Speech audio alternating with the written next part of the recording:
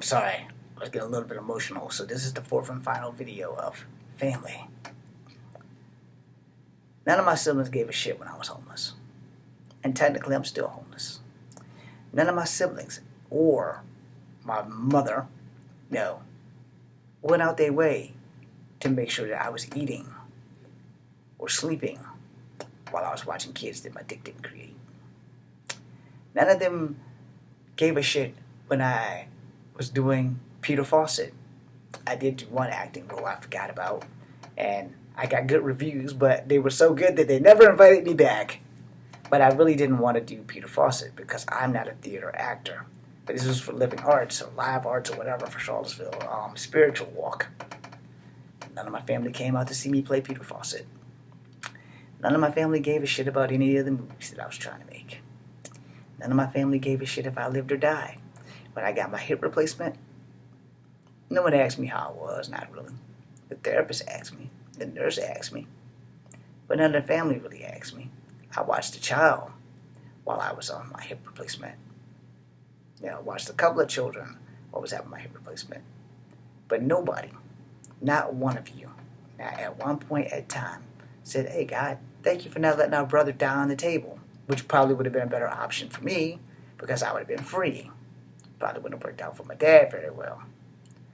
But it would have worked out for me because then I wouldn't have to be nobody's dog, nobody's slave. Nobody would have been saying, "Hey, how the hell are you? Here's my kid. Bye. I'm out." But they had to go through none of that shit. But most importantly, no one ever said, "How's your fucking hip, dude? How are you feeling?" Nobody. I wasn't that drugged up. When I took the drugs, I was asleep. And 9 times out of 10, when I go to sleep, I lock my room door. But that's not for my protection, it's for theirs. Because like Rorschach, I'm not trapped in there with you. You're trapped in there with me. And I mentioned that I did actually have army training. So, yeah. As long as I didn't use the Brazilian Jiu-Jitsu, I'd whoop their ass. If I tried that Brazilian Jiu-Jitsu shit, I'd have got my ass kicked. So, therefore, yes, I know Brazilian Jiu-Jitsu. Am I going to make a career out of that shit? Hell to the no. But I'll knee a motherfucker in the face, no problem. Not one person, when I had my hip replacement, thought, "No, let me go in here and see what you need."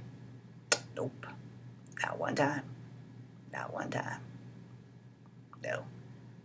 I would say my mom fluffed my pillows for you, but that would be a lie, because I don't really use pillows. I sat up, I watched TV, I played video games, I conked out. Drugs, powerful thing. And when I conked out, I became Iron Man, and I went to Canada, and I shot the fuck out of some strippers. Quite a few times. Then I had to go back to McGuire to get better medicine, which was less medicine, but the dreams were still bad. Then I got less medicine, so I slept a fucking lot. The very first pills, I slept for 14 hours and had bad dreams of killing people, putting army training into good use. So when they dumped it down, I still had bad dreams of killing people. So when they finally got it down to a dose where I only slept 10 hours, that wasn't too bad. The problem was, when we finally got that dose down, it was at the beginning of the end, in the middle of fucking February. So my dad drives my car, and either falls asleep or has a heart attack.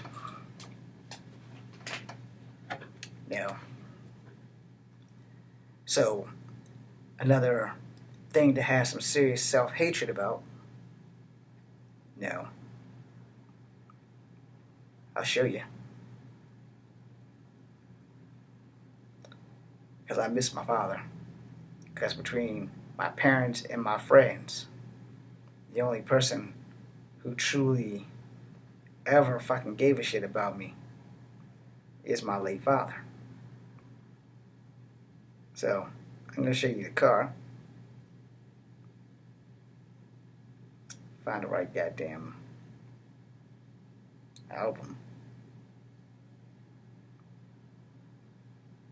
Not that one. Not that one. Where the hell is it? That's why I fucking hate technology. And if I didn't need to show y'all I'd have it like right in my face. But of course, because I need to show y'all, I can't find the damn thing. No, no, no. Okay, that might be it. It's one of those for your eyes only things. And it is not there. Well, motherfucker, where the hell is it? Like I said, if I didn't want to show you, it'd be right where I could find the damn thing.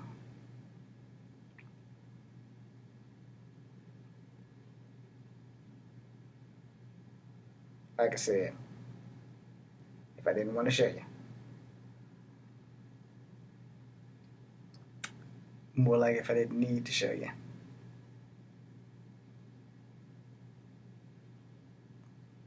I don't understand this shit. This is why I hate technology. No. With a freaking passion. Maybe that's it. There it is. It's under important. I needed to look for the Krogan. So this is my car. The best car I ever had because I paid for it by myself. Without help from anyone. Not from him, not from Mother Dearest, which also was part of the argument last night. Because, yeah, she got me the car. It was free. It actually cost me $1 at the DMV. But when the engine blew, my dad sold his van so that I could have a car. And we were going to swap out. But my dad lost his life before that because of a car accident where he fell asleep or he had a heart attack. We couldn't give an autopsy because he was an organ donor, and so we'll never know what killed him outside of the car crash. That man sold his van so that I could have the car that I have now. That man died too soon. If that man was still alive now, I wouldn't be making these videos because I'd be where I need to be. No. And he always had my back. I can't say that about many other people in my family. But I can say to all my friends watching, I know you're my family because you have gone to bat for me, especially A-Dog, R-Dog, Courtney Monroe, CLS, and J. Diz. I can't really name too many other people.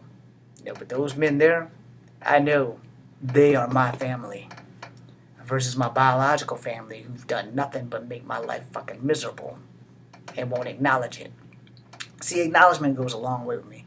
I'm not asking for sorry. I'm not asking for that. I'm asking for you to own the shit that you've done. Because that's step one. Owning it and realizing it. Yeah, we did that. We shouldn't have done that. We should have been more adult about it. We should have been more responsible. We should have learned how that shit was making you feel. Nope. Too much like the right thing to do. Which is another phrase of mine. So I want to end this video on this. My New Year's resolution is really simple. I'm going to make it in this acting biz or I'm going to die trying. I'm going to make more videos. I don't know if I'll be making them here because this is my job and I shouldn't be doing this here. I had to get permission. But I'm going to find a way.